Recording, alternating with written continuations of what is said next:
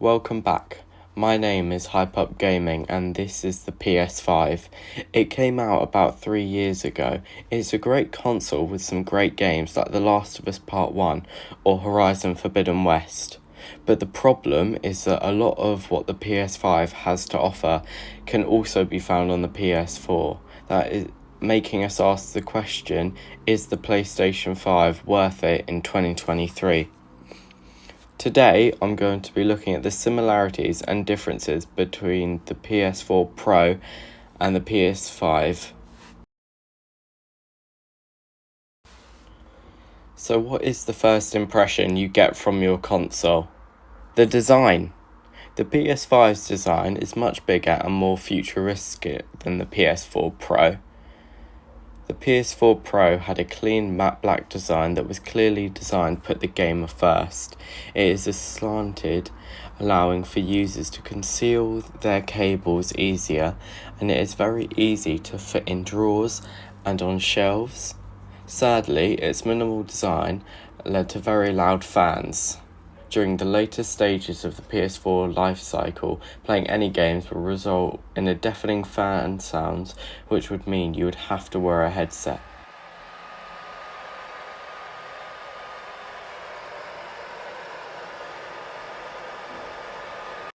The PS5's large design solves this issue, making it almost silent. Personally, I love the design of the PS5, although it can sometimes look like a Wi-Fi router.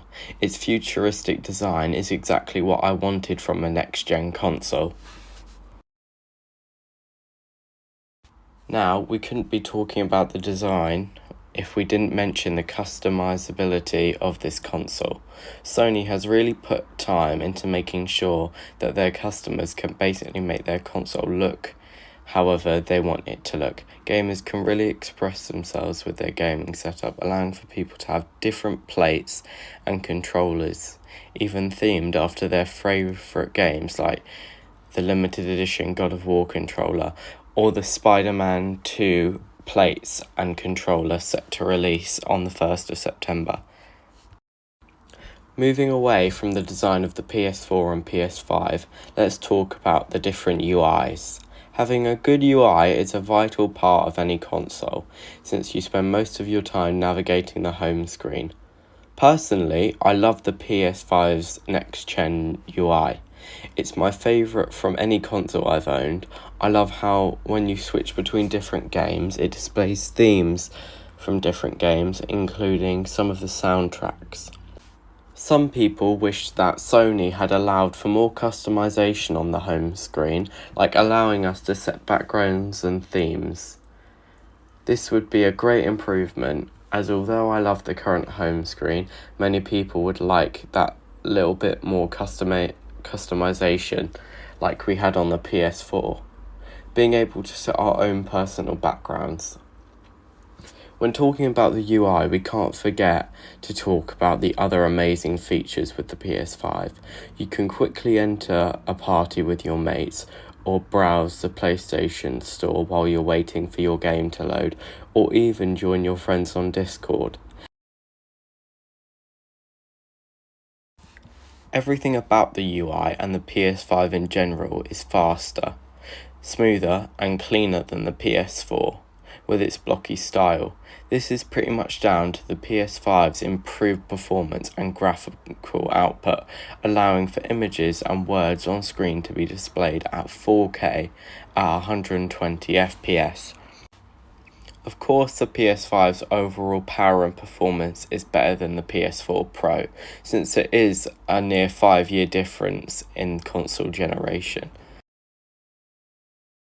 So, if you want to get specific, then the PS4 Pro has an AMD Jaguar processor, 8GB of memory, and a 42 teraflops GPU with a 1TB drive. It can output video at 4K, but is usually maxed out at 60 FPS, compared to the PS5, which has an AMD Zen 2 processor, 16GB of memory, and a 10.3 teraflops GPU, meaning it can run video up to 8K with up to 120 FPS with 3D audio. Sadly, most games don't actually support 8K, but the opportunity is there. A major downside to the PS5 is its limited storage space, with an 825GB SSD, of which only 600GB is usable for storage. At first glance, this might be a deal breaker, but it's an SSD, meaning load times will be faster and smoother than on the PS4's slow hard drive. Even starting off the PS4 Pro again for this video, I could really see how slow it was and how much I've gotten used to the PS5's fast load times. One of the best ways to capture this is with Marvel's Spider-Man. Loading into a game is so much faster on PS5 than on PS4. I almost couldn't believe that I used to wait that long.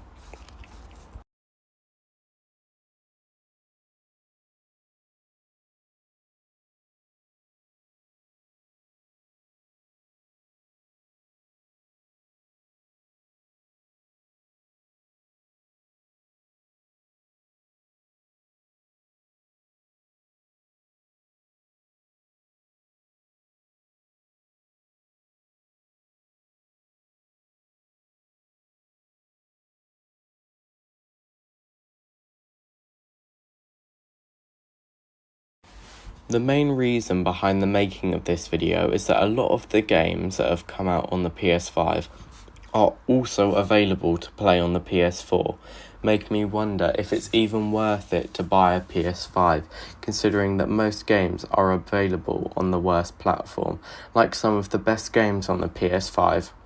God of War Ragnarok, Spider-Man, Gran Turismo 7, and Hogwarts Legacy. But I've found the best example of how having a PS5 makes gaming better overall and allows for game developers to make their games even better. I think the best example of this is in Horizon Forbidden West. When the DLC Burning Shores released, I was surprised to see it was exclusive to PS5, as Horizon Forbidden West is a cross-gen game. But then I saw why. The final boss of the DLC is a massively detailed machine titan.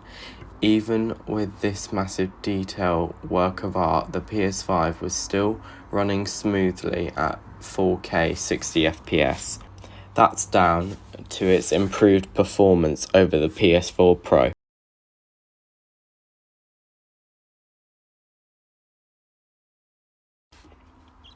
The PS4 is holding back game developers, with the PS5 stock issues forcing game studios to release cross-gen games or they wouldn't sell.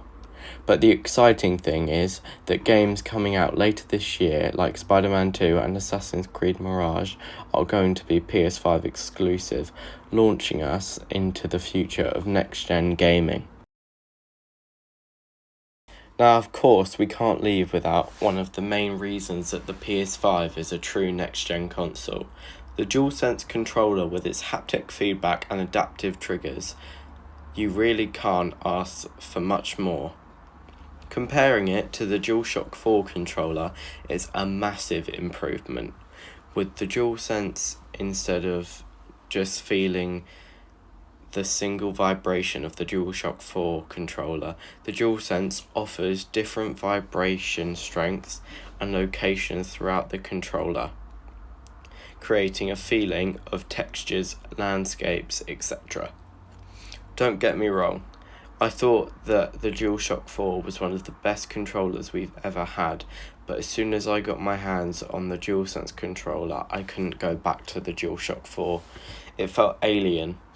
I think that Sony has done an amazing job designing this controller, and I think all the different options of controllers, including specific game designs and the DualSense Edge controller, are brilliant.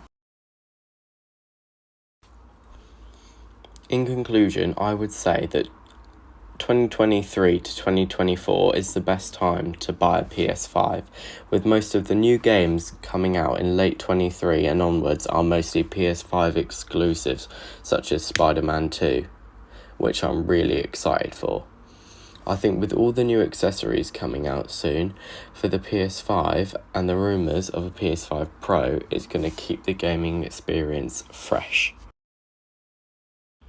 With all that wrapped up, I'd like to say thank you for watching. If you like the content you've seen, then consider subscribing and don't forget to leave a like.